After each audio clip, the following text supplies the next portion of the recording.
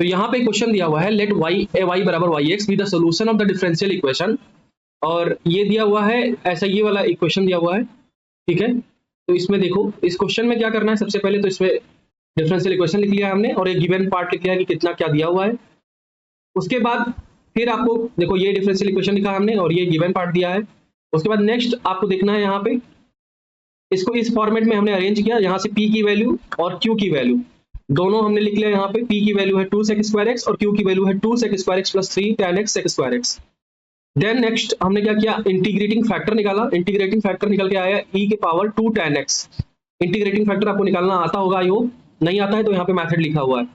Next हमने जैसे ही differential equation को सॉल्व करते हैं, लीनियर डिफरेंशियल इक्वेशन को, ये ऐसे ही सॉल्व करते हैं, इसको तरीका देख लो आप।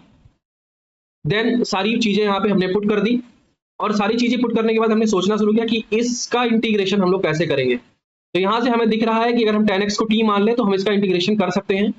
आगे हमने देखा, आगे देखो क्या लिखा हमने, पूरा टोटल इसको ऐसे लिख लिया यहाँ से, और फिर e के tan x को हम t मानेंगे अगले स्टेप में। तो नेक्स्ट स्टेप में हमने क्या किया, tan x को t माना तो sec स्क्वायर dx बराबर dt हो गया, तो हमारा इंटीग्रेशन आ गया 2 + 3t e की पावर 2t। तो इसको हमने अलग अलग करके सॉल्व किया है, यहाँ से देखो अलग अलग करके सॉल्व किया है पूरा प्रॉपर। जब सॉल्व किया हमने यहाँ से, तो यहाँ पे इसमें आपको बाई पार्ट्स लगाना पड़ा होगा। इसमें देखो ये तो ये आया e के power 2t/2 plus 3t e के power 2t/2 minus e 2t/4 और प्लस एक यहाँ पे c आया होगा। अभी देखो यहाँ पे c आ गया, एक यहाँ पे c लिखना शायद हम मिस कर दिए थे, तो यहाँ पे c लिख लो। उसके बाद यहाँ से c की वैल्यू निकालनी है, t की वैल्यू पुट करने के बाद। t की वैल्यू आप पुट करो, यहाँ सब्सटीट्यूट कर दो दोबारा,